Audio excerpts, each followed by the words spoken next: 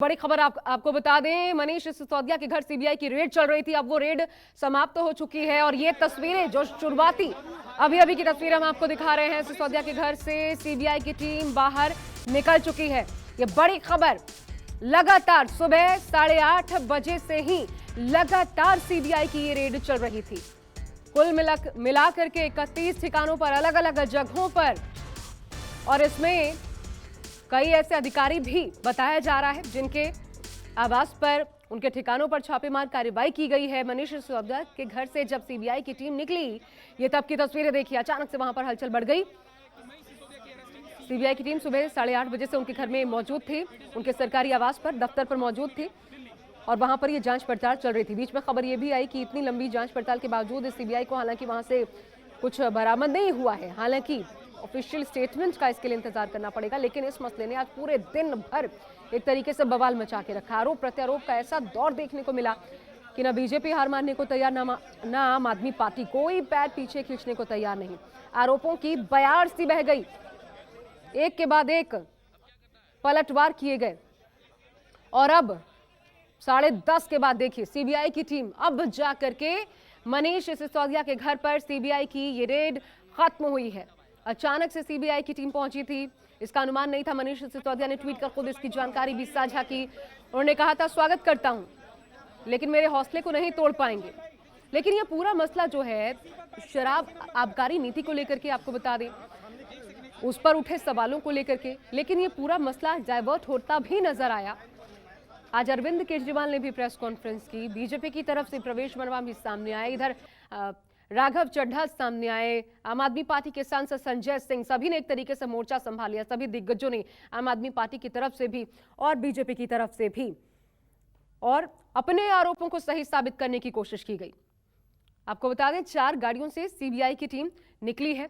अरविंद केजरीवाल ने आज New York times की वो तस्वीर भी दिखाई फ्रंट पेज पर, जहां पर मनीष सिसोदिया की तारीफ की गई थी और उन्होंने कहा, जब पूरी दुनिया न्यूयॉर्क टाइम्स जैसी मैगजीन, जिस पर छप रहा है, न्यूयॉर्क टाइम्स जैसा अखबार जो कि तारीफ कर रहा है दिल्ली मॉडल की, जिससे भारत को विश्व स्तर पर भारत को उपलब्धि हासिल हो रही है, वो भी नहीं पच रहा। और यही कारण है कि जानबूझकर निशाने पर लिया जा रहा है, जानबूझकर मनीष सिसोदिया के खिलाफ मनगढ़ंत केस दर्ज करने की कोशिश हो रही है ताकि मनीष सिसोदिया को जेल में डाला जा सके। आपको यह भी बता दें, 14 घंटे तक लगभग पूछताछ भी हुई है। सीबीआई दस्तावेज और इलेक्ट्रॉनिक डिवाइस भी अपने साथ ले गई है। इस दौरान सिसोदिया ने जैसा कहा था कि मैं सपोर्ट करूंगा, पूरा स्वागत है सीबीआई का, तो वो घर पर ही मौजूद रहे। लगातार सीबीआई उनसे सवाल जवाब करती रही, सीबीआई के सवालों का जवाब भी दिया। अब जाकर के 10:30 के बाद सीबीआई की टीम ने अपनी इस रेड को समाप्त किया है, अपनी जांच पड़ताल को, इस रेड को समाप्त किया है। सीबीआई की टीम निकल गई है। सुबह 8:30 बजे ही सिसोदिया के घर पर पहुंची थी सीबीआई की टीम। ये सारा मसला दिल्ली में नई जो आबकारी पॉलिसी आई थी नवंबर 2021 में, जिसे लागू किया गया था, दरअसल उससे जुड़ा हुआ मसला है, जिसमें धांधली की गई, घोटाला हुआ है, ये आरोप बीजेपी की तरफ से लगाए गए। ईओडब्ल्यू, दरअसल सबसे पहले ईओडब्ल्यू ने ही इस पूरे केस की छानबीन की थी। उसके बाद राज्यपाल जो है वीके सक्सेना, उन्होंने इस पूरे मसले पर सीबीआई जांच की सिफारिश की थी।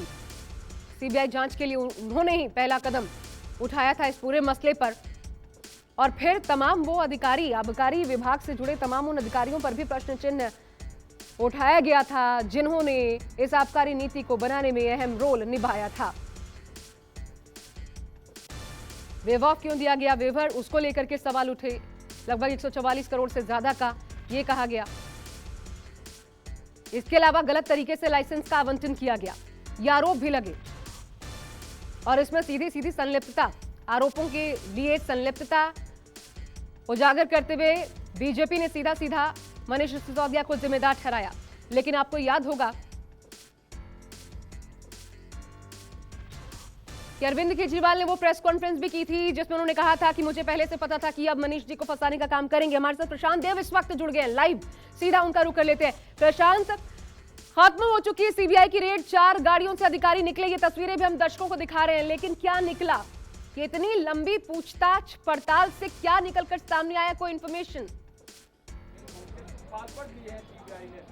देखिए, जो सीबीआई की जो वर्किंग है उसमें आधिकारिक तौर पर अभी कुछ भी नहीं बताया गया।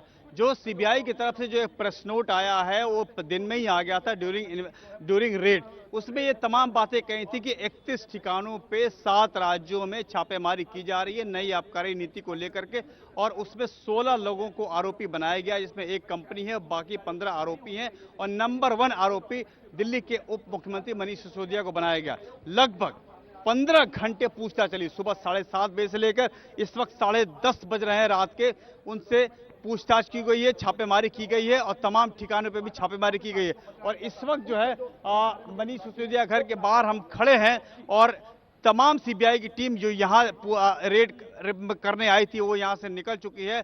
लेकिन जो आशंका जताई जा रही थी, सबके दिमाग में एक सवाल था कि क्या आज गिरफ्तारी भी हो सकती है, लेकिन वो नहीं हुई। ठीक है प्रशांत, रोकना पड़ रहा है। बहुत शुक्रिया आपका इस पर जानकारी देने के लिए।